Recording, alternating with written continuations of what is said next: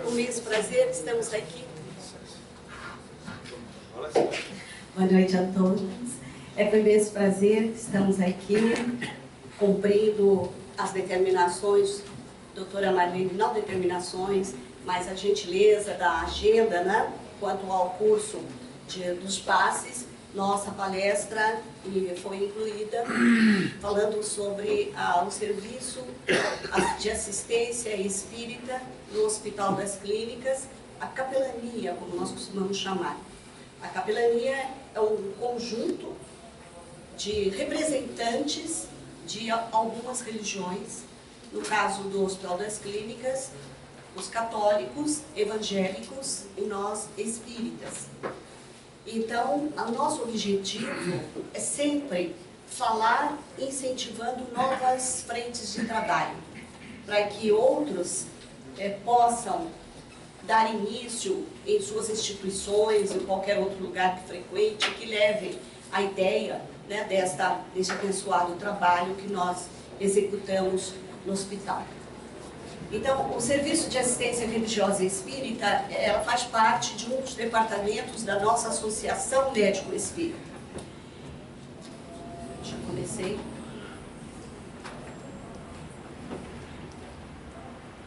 Vamos aqui num breve histórico, né? Nós temos no Hospital das Clínicas. Nós sabemos que é uma referência ao nosso hospital, porque recebe inúmeros casos, né? Megas casos, megas religiões, tudo quanto é tipo de religião nós temos lá, né? Mas é realmente um serviço de referência em todas as especialidades médicas, como os senhores sabem muito bem. Nós temos cerca de 2.200 leitos. Desculpem que eu não estou muito habituada com essa pecinha aqui. Aqui está para trás, né? Agora sim. E a convite do CARI, o CARI é o Comitê de Assistência Religiosa Espírita do Hospital das Clínicas. É o setor que realmente administra todas as religiões que lá estão servindo os pacientes. Não sei se os senhores sabem que qualquer pessoa que esteja internada no hospital, por lei, ela tem o direito de pedir um representante da sua religião, sabe, né? Então, nós, no Hospital das Clínicas, temos esses três princípios, né? O católico, o evangélico e o espírita. Então, o CARI, nós temos os representantes do CARI como psiquiatras e o doutor Sérgio Rigonati, que é um dos nossos médicos fundadores desse trabalho, Sérgio Rigonati, Carolina Bassi, e atualmente eu, desde novembro de 2011, que estamos coordenando o serviço. Foi um convite realmente do CARI, da Faculdade de Medicina de São Paulo, Universidade de São Paulo, para a formação de um grupo religioso de qualidade, assim foi especificado, né? E em parceria com o CARI, com a Associação Médico Espírita e a Associação Brasileira dos Psicólogos Espíritos, formou-se então um grupo coordenado para esses nossos irmãos. Por motivos pessoais, a outra coordenadora precisou afastar-se um pouco, problemas familiares, e nós assumimos desde 2011.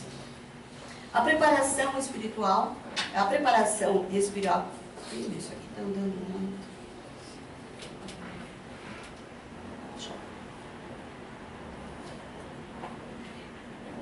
Aqui pulou um pouquinho, viu?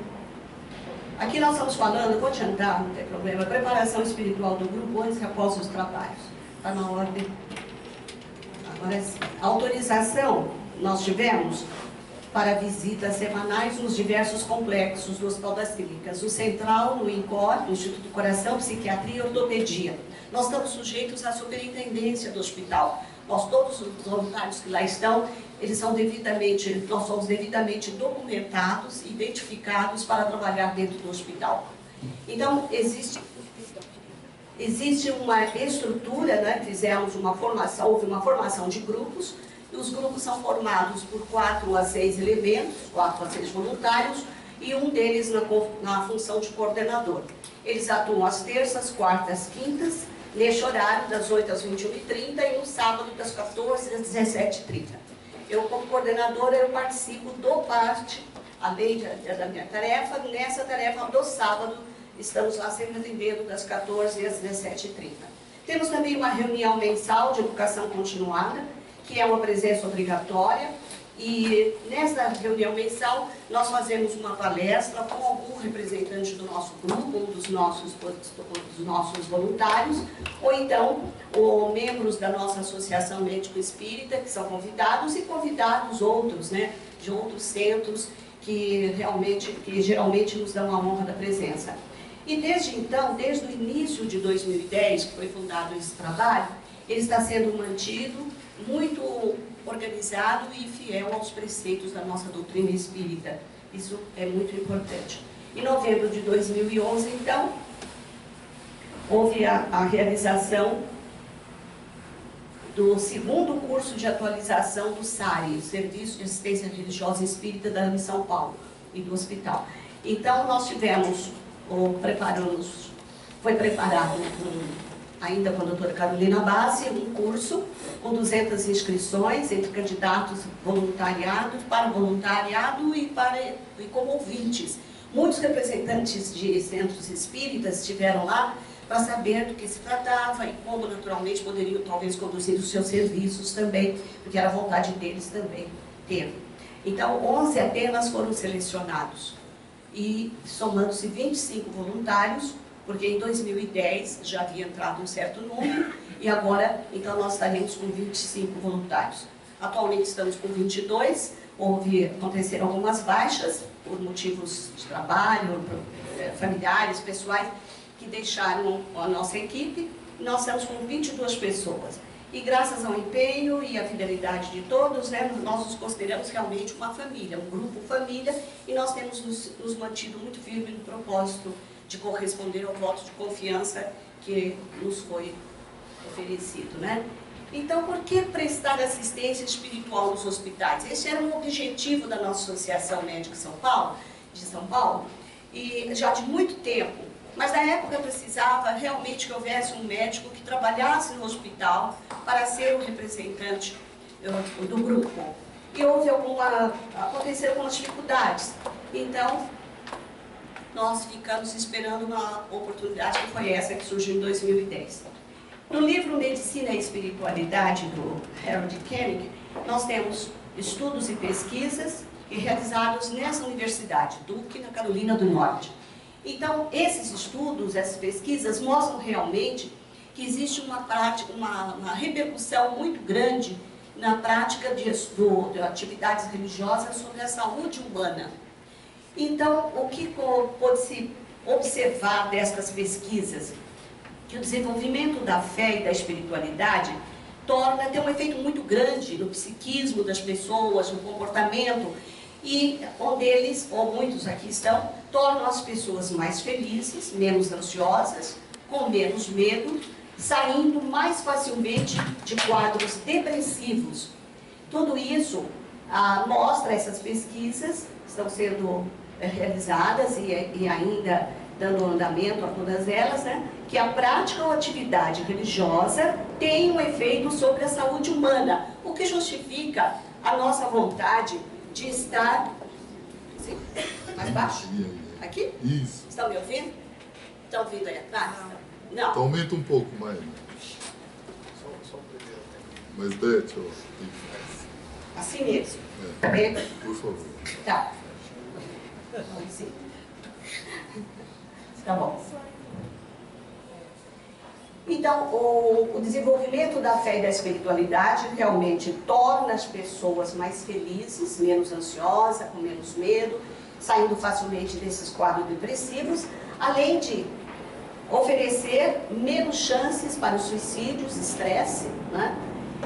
Menor envolvimento com as drogas, com o álcool, com os vícios, enfim, diminuição dos níveis da pressão arterial, casamentos e relacionamentos com mais estabilidade, e que essas pessoas envelhecem mais lentamente. Isso tudo é fruto de estudos e pesquisas na Carolina do Norte, na Universidade de Kennedy, de Duke. Hospitalização, nós sabemos, então nós estamos falando dos motivos do nosso interesse em por que fazer esse trabalho, né, visitas e à beira do leito, enfim, assistência espiritual dentro de um hospital. Então, a hospitalização, nós sabemos que ela leva a momentos de fragilidade e ameaças. Então, isso realmente merece a nossa atenção. Nós colocamos aqui, merece um olhar mais cuidadoso.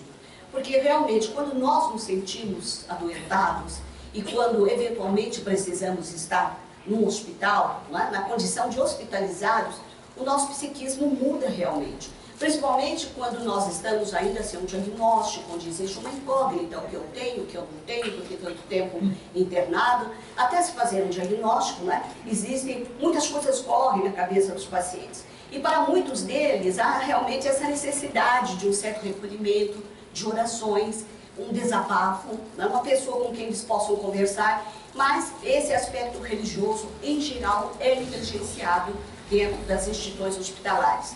Então, nós, o que podemos oferecer? Nós que somos cristãos e temos a certeza de que aquilo que nós acreditamos pode realmente auxiliar os pacientes. Por exemplo, pesquisas médicas mostram... Aqui, voltou, tá vendo?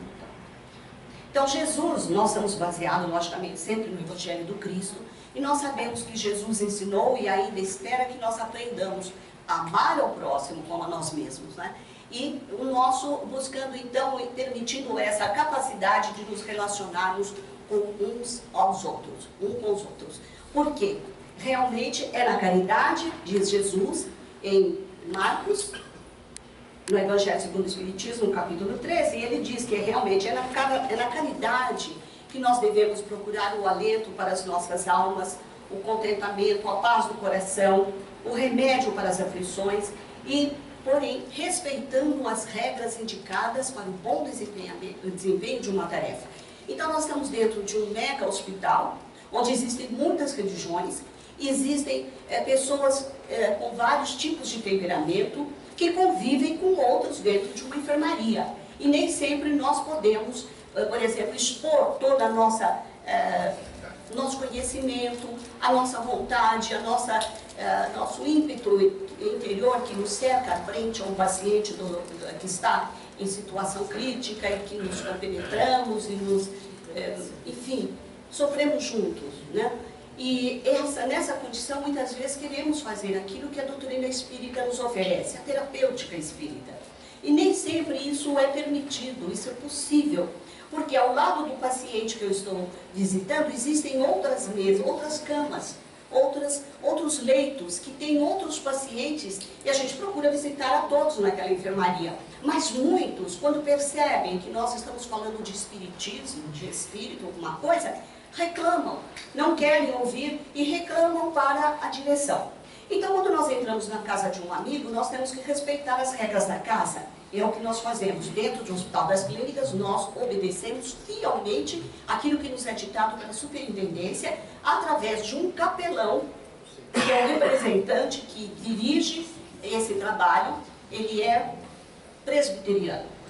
E ele convive muito bem, obrigado, com os católicos, evangélicos e espíritas. Mas ele quer tudo muito certinho, logicamente, ele tem que cuidar da casa, ele tem que cuidar do que é dele e principalmente obedecer às ordens da superintendência. Então nós não podemos fazer proselitismo, não podemos falar de doutrina espírita abertamente, nós não podemos dar um passe nas condições ideais, como nós damos numa casa espírita, nós procuramos dar um passe mental.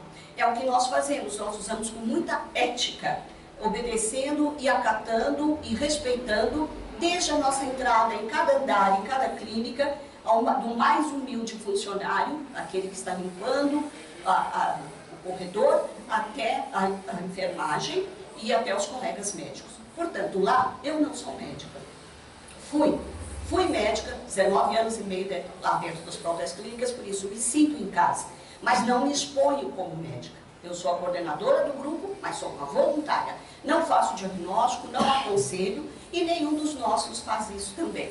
Então, nós estamos lá para confortar, para levar carinho, amor, uma palavra amiga, dar uma oportunidade de um diálogo para uma pessoa que queira se expressar.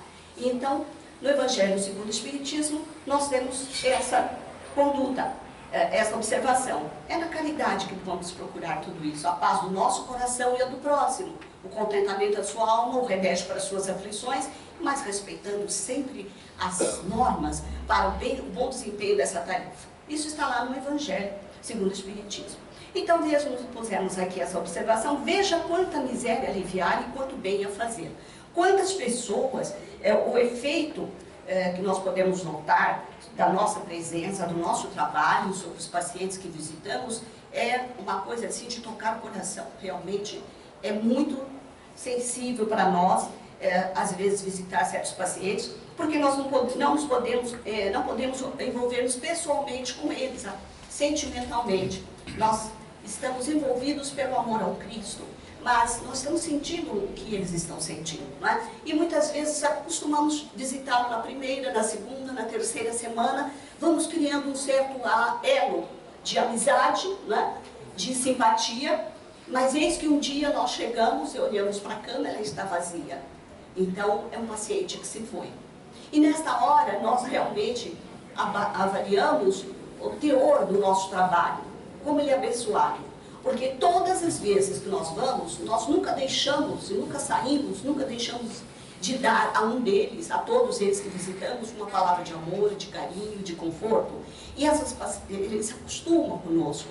Eles, que bom, vocês vão voltar semana que vem, quando é que vocês estão aqui? Quando nós mesmos não voltamos, os colegas da terça, da quarta e da quinta, nós passamos o caso e eles visitam esses mesmos pacientes, né? Então vai se tornando um elo muito forte, vai se formando um elo. E um dia nós chegamos a uma enfermaria, o seu Jesuíno era um senhor negro, os dentes alvos, muito bonitos, e ele magrinho, e estava se preparando para uma cirurgia já há algum tempo, e nós sempre incentivando, desejando o sucesso daquele procedimento cirúrgico, e ele estava muito animado. A última vez que o vimos, ele estava cercado pelos familiares, e certo de que estava muito contente, porque ia ser operado no dia seguinte. Quando voltamos, na outra semana, ele estava lá agradecendo muito. Olha, foi tudo tão bem, graças a Deus, estou ótimo, fui operado, correu tudo bem. Sentado no leito. Na semana seguinte, nós chegamos, ele havia ido para a UTI. Fomos até a UTI e quando chegamos lá, um colega veio ao nosso encontro dizendo que ele havia falecido na madrugada. Então, realmente, há momentos também de tristeza para nós. Então, o que é preciso para nós realizarmos um atendimento fraterno? Primeiro, a humanização no atendimento, não é? Nós temos que realmente ser pessoas que trabalhem com o coração, com amor, realmente. Não adianta ir ao hospital, ir por ir, ou a dizer, eu sou voluntário do Hospital das Clínicas, é um status. Muitos fazem isso e no fim não se dão bem e acabam deixando. Acolhimento personalizado. Cada pessoa, cada paciente é um paciente, cada um é um caso, cada um merece um atendimento de acordo com as suas características, com as suas necessidades. Nós precisamos ter uma visão holística da situação do paciente, enfim, desse tratamento exigido à beira do leito, né? Então, nós vamos abordar os aspectos espirituais, favorecendo a sua prática e dando espaço realmente para que isso aconteça. Com muita tática, com muito carinho, com muito jeitinho, vamos abrir um diálogo. Vamos permitir que aquele paciente se exponha e fale um pouco de si mesmo para ver em que ponto nós podemos ajudá-lo. Então, quando eu disse aos senhores que nós não podemos fazer proselitismo, nós realmente não ficamos anunciando que somos espíritas, e nem o que o espiritismo faz ou não faz, e que eles se convertam para a nossa doutrina. Mas quando eles perguntam, vocês são espíritas? Ou eles dizem, eu sou espírita, e vocês? Aí nós não negamos. Aí nós confirmamos, somos espíritas sim. Você gostaria de receber um passe? Quando eles querem, nós fazemos um passe. Mas um passe, como nós temos, mental, ou então uma simples imposição de mãos, muito discreta, para não despertar o descontentamento dos seus vizinhos, né? Então, qual é o papel do trabalhador voluntário? Nós temos que procurar identificar, através de uma varredura do olhar, fazer uma observação ampla do paciente e do seu entorno. Então, nós vamos primeiro verificar a expressão facial desse homem, dessa mulher, dessa criança, a postura, os pertences que ele tem espalhados pela sua na sua cabeceira, numa cadeira ou no criado mudo do hospital, os livros que ele muitas vezes tem, a Bíblia, muitas vezes, nós já sabemos que geralmente os livros da Bíblia são realmente evangélicos, objetos, imagens, tudo isso vai nos dando a possibilidade de analisar e possibilitar um diálogo amigo com eles, pois realmente nós precisamos de tudo isso porque nós não sabemos com quem vamos falar. Muitas vezes encontramos pessoas duras e que não querem nos ouvir. Um dos nossos plantões nós tivemos o prazer de conversar com um filósofo. E ele me deu um baile. Ele começou a fazer umas perguntas e ele pensou que fosse me dar um baile. Lógico, eu me mostrei humilde, eu não sou filósofa, lógico, mas eu fui respondendo aquilo que eu podia para contentá-lo. Mas o que ele achava que o nosso trabalho não tinha valor, porque ele achava que o que tinha que acontecer ia acontecer, não adiantava a gente estar querendo dar conforto, que eles teriam que aguentar. Mas um pensamento totalmente diferente do nosso, né? Mas aí é que nós precisamos ter a tática, o carinho, a paciência, a tolerância, para poder manter um diálogo amigo. Então, saber ouvir ou escutar, as duas coisas. Nós costumamos dizer que ouvir é uma coisa e escutar é outra, né? Geralmente, os senhores já ouviram essa definição. Então, como lidar com a negação à visita? Também tem isso, tem pacientes que não querem receber a visita. Eles estão dormindo, eles cobrem a cabeça, e a gente já sabe que eles não querem conversa. Então, nós saímos sorrateiramente do quarto, né? Estendemos a mão, a paz do Senhor, irmão, e vamos embora. Né? Saber ouvir ou escutar, como lidar com essa negação. E com a prece, com o silêncio e com o choro. Tem aqueles que ficam olhando para a nossa cara e não falam nada, só ouvem. E quando eles começam a chorar, ainda vontade de chorar junto, né? Porque a prece, quando nós conseguimos abrir o diálogo e ficamos mais à vontade para conversar com eles, nós estamos mais à vontade. Então, você gostaria de orar conosco? Você quer fazer a prece? Não, gostaria que vocês fizessem. Tudo bem, então nós fazemos a prece. E muitas vezes nós somos tocados, nós sabemos todos que temos um anjo guardião, não é?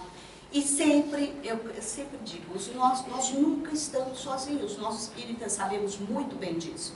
Esse anjo guardião está conosco e principalmente a equipe que nos assessora no trabalho da capelania, da visita fraterna. Enfim, nós então fazemos uma prece e depois tentamos falar diretamente com ele. E aí nós sentimos a inspiração para poder falar alguma coisa. E nós vemos o efeito, porque toca o coração, as pessoas choram. E nós choramos juntos. É muito bonito. Espero que um dia você... terminal é difícil de dizer o que vai acontecer, porque ele sabe que vai. Aí que a gente não tem muita palavra para animá-lo, né? Nós só temos que falar da fé em Deus. Se ele der abertura para isso, nós falamos de morte com ele, né? Nós devemos falar aquilo que nós trazemos como fé que professamos, né? Que a vida continua, que nós somos um ser perfeito, né? Não só feito de corpo, físico, matéria, mas espiritual também. E tudo aquilo que nós sabemos da espiritualidade, nós vamos colocando e vendo até que ponto nós podemos preencher a vasilha, né? A ânfora. A hora que a gente notar que está cheia, que ele já está ficando um pouco, aí a gente para. E nós não temos muito contato com os pacientes terminais, porque eles estão no ICESP, no Instituto do Câncer. É outro, né? Eles também pertencem ao Hospital das Clínicas, mas nós ainda não estivemos lá. Há muita política lá dentro, sabe? Eles brecam um pouco, porque quem toma conta da capelania no Hospital das Clínicas tem uma certa preocupação de que um grupo que esteja no ICESP, que não esteja sob o olhar deles. Então eles temem que aconteça alguma coisa. Mas nada impede que nós possamos ir trabalhar voluntariamente sozinhos. Essa é a nossa intenção para poder depois formar um grupo.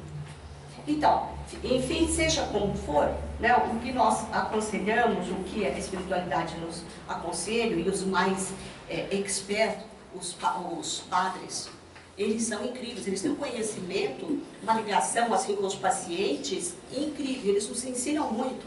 Então, seja como for, nós devemos respeitar as opções no direcionamento desse contato, as opções do paciente, com equilíbrio, caridade, frente às diversas e possíveis reações do paciente e ou familiares. Aos nossos propósitos, aquilo que nós tensionamos realmente fazer, às vezes, se não é o paciente, é o próprio familiar. E às vezes o paciente não pode nos ouvir, mas o familiar quer e ouve.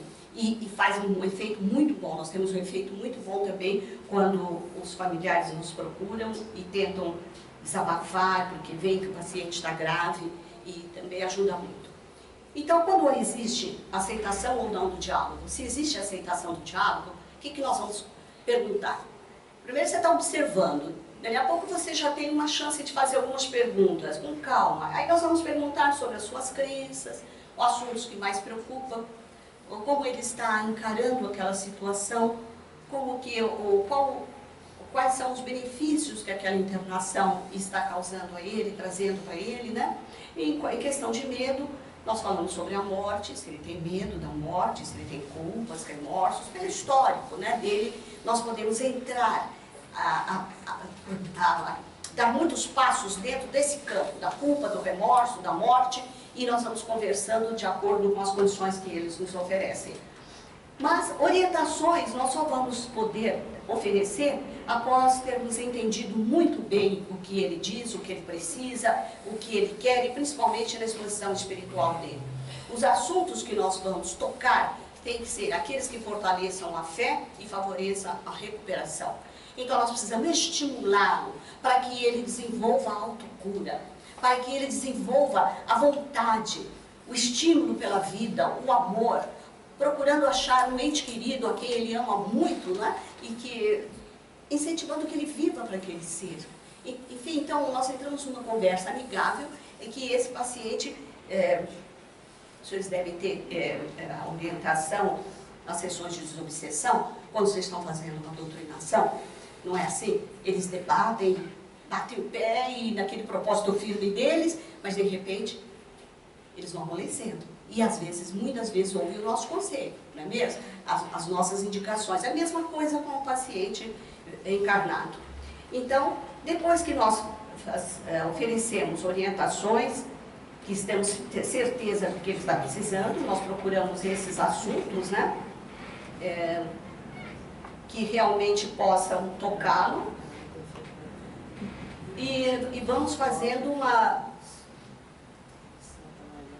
a nossa prece. Vamos fazer aqui está para frente, está para trás. Oh, meu Deus do céu. E muitas vezes, quando nós fazemos a prece, nós perguntamos o que nós vamos conseguir com a prece, né? A prece que realmente foi definida pelos Espíritos como comunhão entre Criador e criatura. Todas as definições que nós conhecemos de prece. Nós procuramos avalizar bem o que estamos dizendo, que realmente nós sabemos que tem esse influxo magnético sobre nós, né, que possibilita esse contato com as forças superiores, e quando nós estamos realmente imbuídos de boa vontade, sinceridade e dedicação, a espiritualidade conta conosco e nós contamos com eles, né? Então, segundo os mensageiros, André Luiz diz naquele capítulo, Os Efeitos da Oração, ele diz que o poderoso influxo magnético possibilita o contato com forças superiores, ignoradas e emissão de raios de espantoso poder. Então, nós estamos confiantes nisso e temos feito tudo baseado nesses ensinamentos que a doutrina nos oferece. Então, toda prece é elevada, toda prece elevada de coração é realmente um manancial de magnetismo, ela é vivificante. Toda criatura que cultiva a oração com o devido equilíbrio de sentimento transforma-se realmente, gradativamente, em um foco radiante de energias. E nós sabemos disso, porque nós mobilizamos forças, as próprias forças daquele que ora. Quando nós estamos orando, nós estamos mobilizando as nossas forças. E diz o André Luiz ainda, no Dicionário da Luz, em oração, que é um trabalho de inexprimível significação, mais importante do que se pode imaginar no círculo dos encarnados. É a oração feita dentro dessas condições. Então, nós acreditamos que aquela imagem que nós mostramos no início, aqui nós temos a imagem do Cristo e uma profissional ao lado de uma garotinha fazendo uma oração, parece até que ela está dando um passe de uma forma bem delicada, né? E realmente nós podemos dizer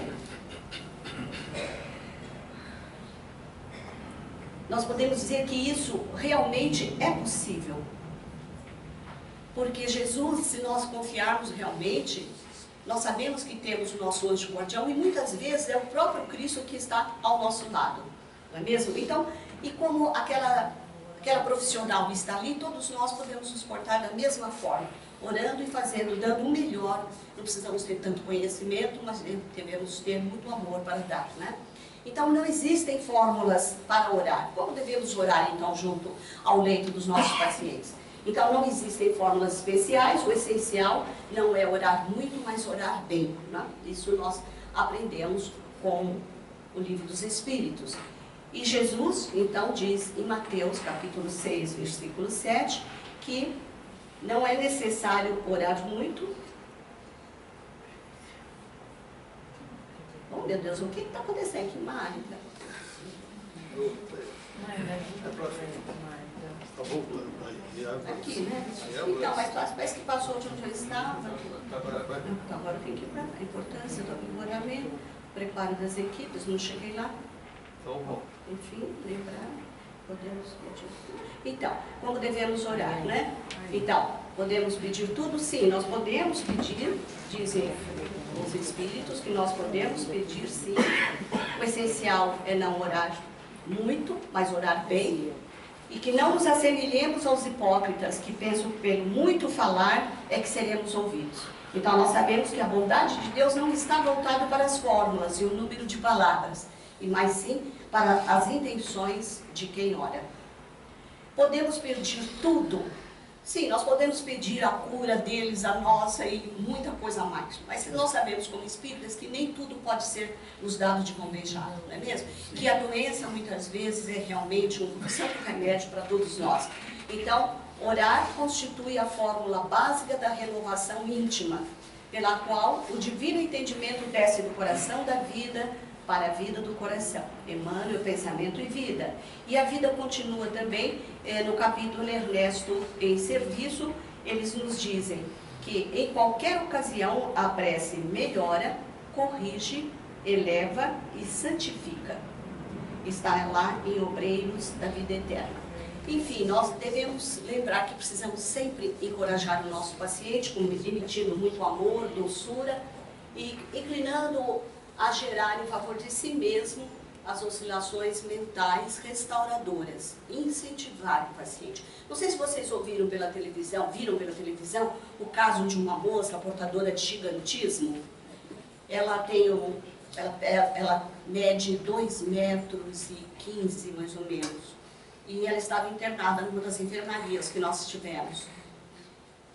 Foi muito interessante, e uma das nossas voluntárias depois passou um e-mail para mim, dizendo: Betinha, eu estou mandando para você o filme do Geraldo, Balança Geraldo, da Record.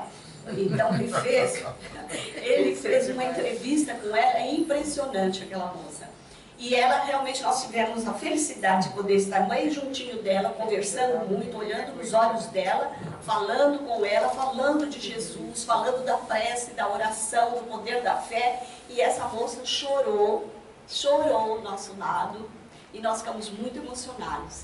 E depois fiquei contente de vê-la na televisão, sendo que Geraldo dizendo que ia dar uma casa. Doutora, falando em divulgação, a Veja saiu algumas vezes já.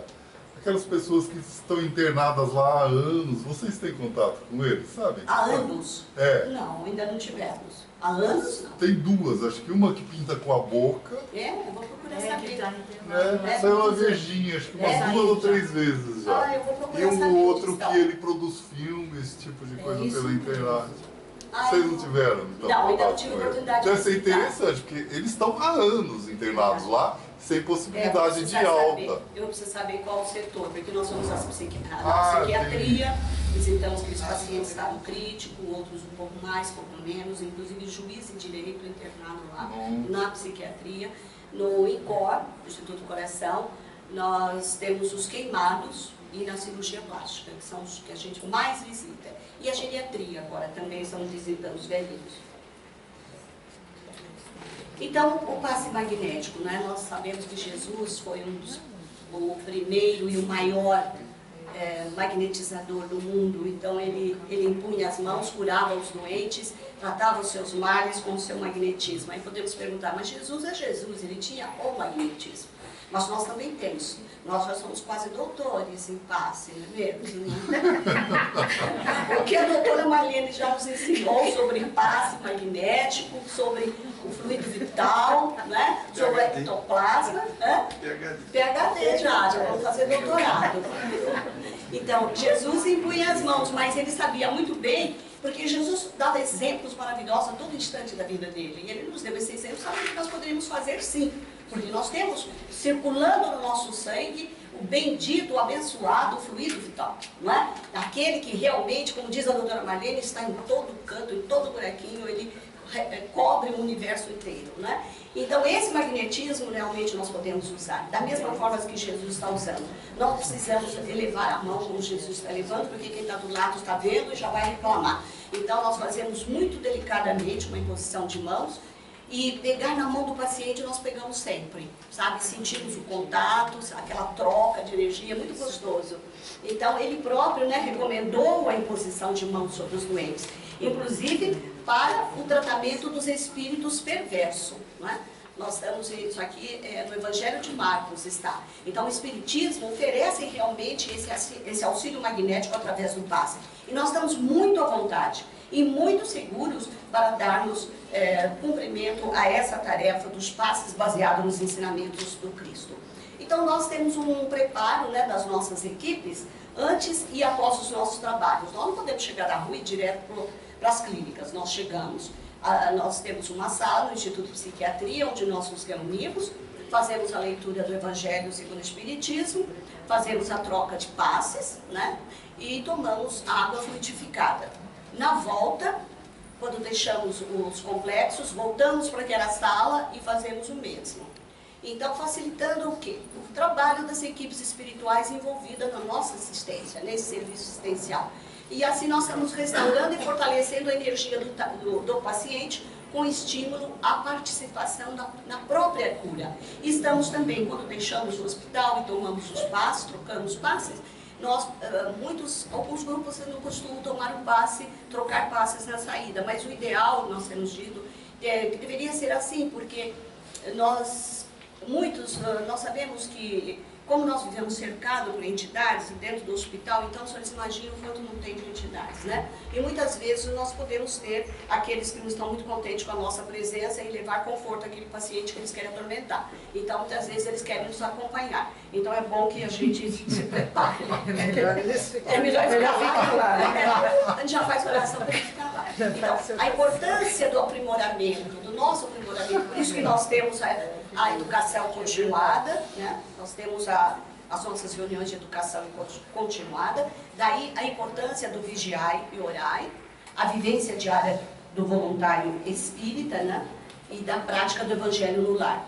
Nós não podemos realmente chegar para trabalhar de qualquer forma, né? Desde a higiene pessoal, como diz a doutora Marlene. Outro dia eu fiz uma palestra lá em Sacramento, nesse último domingo, na cidade de Eurípides, e o pessoal achou muito engraçado eu falar isso. E precisa ter muito cuidado para dar os passos com a higiene pessoal, não é? E com o que nós temos no estômago, não é mesmo? Porque nós não podemos estar emitindo odores perto do paciente, nós precisamos ter cuidado com o nosso hálito, com os nossos toques, não é? Nós temos que nos autopoliciar muito bem para o desempenho desta tarefa tão nobre. Então, como processo avançado de defesa exterior e recurso para a proteção espiritual, mantendo limpos o vaso e o lar, nós temos o Evangelho no lar, a prática diária desse vigiai e orai. Nós não somos seres especiais e diferentes, mas nós precisamos ser em prol daquele que nós vamos atender. Temos esse cuidado, mantendo limpos o vaso e o lar. Lembrando que nunca estamos sós, facilitando assim o trabalho das equipes espirituais, ou nessa tarefa abençoada que estamos exercendo, reforçando a nossa proteção energética. Enfim, nós temos que lembrar que aquele que encoraja, realmente, nós encorajamos o paciente, nós sabemos que levamos algo de bom. Então, nós, ao emitir amor e doçura, nós realmente nos inclinamos a gerar em favor o paciente, né, que ele gere em favor de si mesmo aquelas oscilações mentais pelas quais ele se relaciona com os poderes curativos. Então ele vai aprendendo a trabalhar os sentimentos, o pensamento em prol da cura. Está lá em mediunidade, mecanismo da mediunidade, vocês podem reler. E abertura para o diálogo, né? Então nós temos que ouvir mais e falar menos. Tem aqueles que começam a falar, o paciente começa a falar também, daí a pouco eu falo assim, não se preocupa não, eu tenho um caso pior que o seu lá em casa. Quer dizer, é o fim do mundo, né? A gente não pode... O paciente falou, meu Deus, quem é que vem falar comigo, né? Me trazer alívio. Você tem um caso pior em casa, mas já aconteceu. Então nós temos que falar, ouvir mais, falar menos, sentir se o paciente quer falar, se ele quer só ouvir ou se ele quer chorar. Nós precisamos estar postos para tudo. E como então nós vamos agir nesse momento? Não vamos desenvolver na hora, nós temos que ter essa tolerância, desenvolver a paciência, controlar as nossas emoções. Eu não controlo não, quando eu tenho que chorar, eu choro mesmo, eu choro junto. Esse o choro eu não consigo. Desenvolver, já repeti aqui, paciência e tolerância. Cuidado com a curiosidade e a ansiedade. Meu Deus, um dia eu cheguei perto de uma queimada, uma paciente que estava queimada, cheia de ataduras, né? E eu tentando conversar com ela, lá pelas tantas eu perguntei, o que aconteceu com você? Aquilo doeu fundo na moça. Sabe que ela me respondeu, eu prefiro não falar. Não me faz bem. Nossa, o cara caiu, né?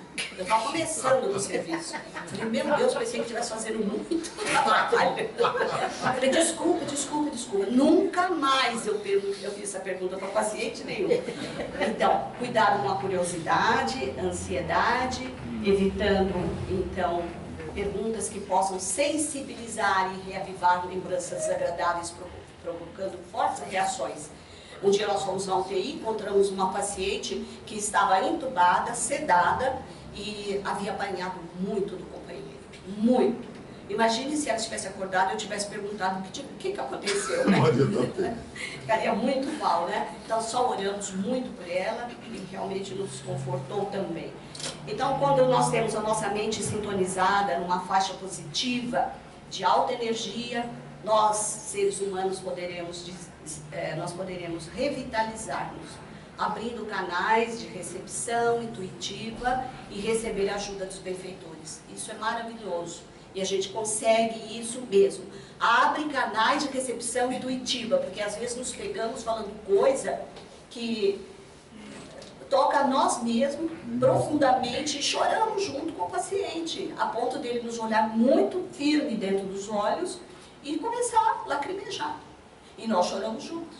É muito, muito bonito isso. A oração é realmente filha do amor e não apenas súplica. Portanto, e não há prece sem resposta. Realmente, sempre existe uma resposta. E aqui é uma homenagem aos nossos voluntários, né? Eles estão aqui bonitinhos. Tudo de jalé? Avental. Avental? É avental. Avental. É. Desculpa. E aqui são eles. Então, nós estamos muito satisfeitos com o nosso trabalho, agradecemos a atenção dos senhores, nos colocamos à disposição para alguma pergunta. Tem alguém aqui que gostaria de... Ele não larga do meu pé. Tem alguém que gostaria de fazer uma pergunta? Pois não.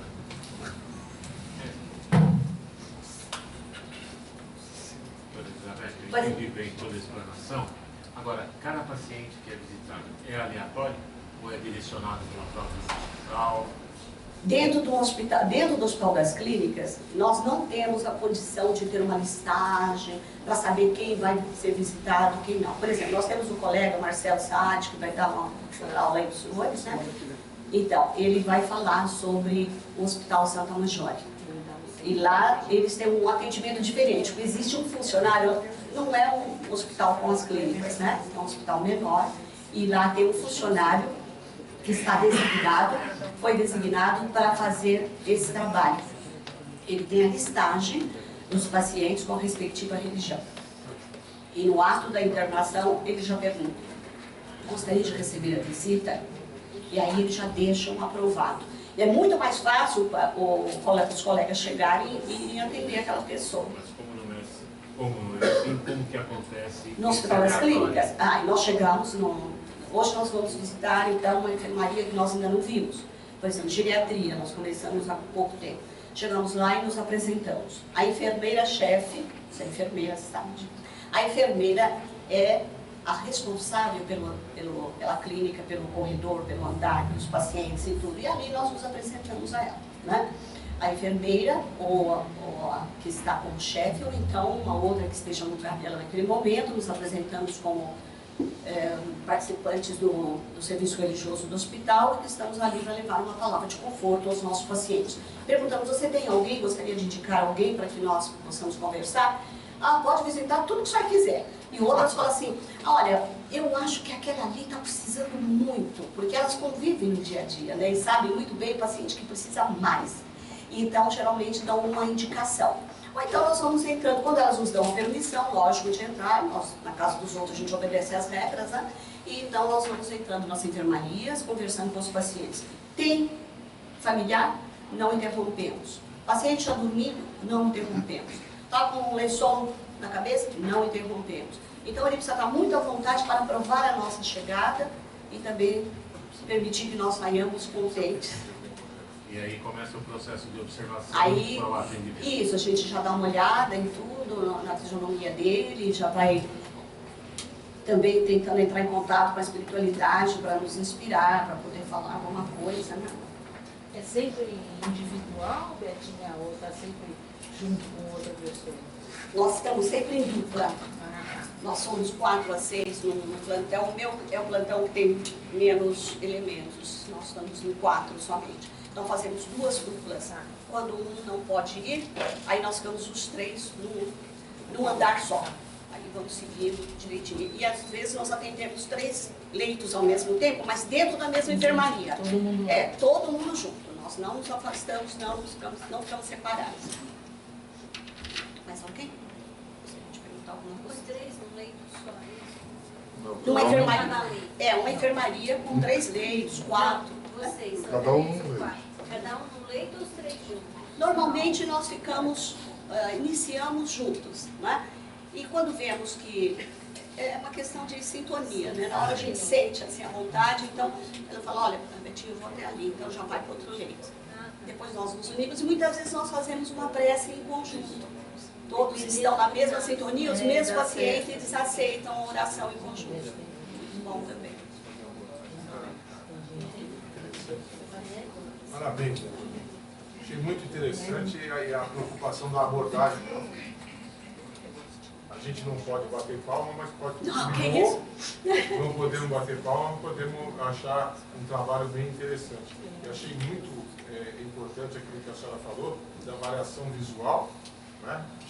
Acho que vale para todos nós no dia a dia, para sermos mais fraternos. Em qualquer momento da nossa vida, né? Você vai abordar alguém, você observa primeiro, porque você pode ter uma captação, você capta coisas que já te direcionam. Porque nós somos canais, né? Então a espiritualidade realmente nos usa para isso. E depois de sentir alguma abertura, alguma empatia, aí que dá o próximo passo, que seria muito interessante. Mas muitas vezes o inverso é verdadeiro, a antipatia. Antipatia, porque às vezes acontece mesmo, né? É uma questão de sintonia. Você, primeiro choque assim, às vezes tem pessoas que são snobs, então não querem ficar batendo papo, qualquer coisa assim. E nós procuramos ir com muito jeitinho, com muita humildade. Por isso que nós sempre dizemos, nós somos os mais premiados nesse trabalho, os mais favorecidos, porque nós aprendemos muita coisa. Aprendemos a ser humilde, a ser tolerante, a ser paciente, sabe, a respeitar. Coisa que nós muitas vezes não fazemos em casa, com os nossos cônjuges, com quem temos maior intimidade. Muitas vezes, agora não me amola, deixa para depois, olha, faz isso aqui para mim, tá? Quer dizer, você tem o teu jeito de falar com a família, aquele jeito relaxado, à vontade, né? E aí, quando nós estamos lá dentro, que nós sabemos como devemos nos comportar, quando chega em casa, a gente para pensar um pouquinho, viu? Eu já me corrigi muito. Já. Vai falar, meu marido não merece isso. Ele é tão bom, ele é mais espírita do que eu. Não é espírita, hein? Adoro. Doutor, é uma postura diferente, médico-paciente, né? A relação. médico com paciente e esse trabalho com paciente. É diferente, porque os médicos que estão lá, eles não têm tempo para ficar à beira do leito conversando com o paciente como nós podemos fazer, entendeu? E tem alguns colegas, eu fiquei surpresa, quando nós chegamos e nos apresentamos, eles ficaram muito alegres. Um deles falou assim, oh, mas que bom que vocês vieram aqui, olha, eu tenho uma paciente ali, assim, assim, assim, ele deu umas dicas, fomos lá conversando com a paciente. Ele estava tão interessado naquele caso, para ver a melhora daquela paciente, ficou muito feliz, nos deu muitas informações. Eu procuro não me identificar como médica, mas quando eu quero saber mais um pouco sobre o paciente, aí eu falo, sou sua colega, por favor, me ajude. Eu não estou medicando, não estou dando palpite nenhum, eu só quero direcionar mais a nossa atenção, as nossas orações. Mas também estou enganando, porque não precisa nada disso, né? Porque a espiritualidade é que faz tudo. Nós não precisamos nem pedir orientação para médico nenhum. Nós entregamos a nós mesmos nas mãos da espiritualidade e o nosso paciente. E tudo corre por conta de Deus. Jesus nos abençoe a todos. Muito obrigada.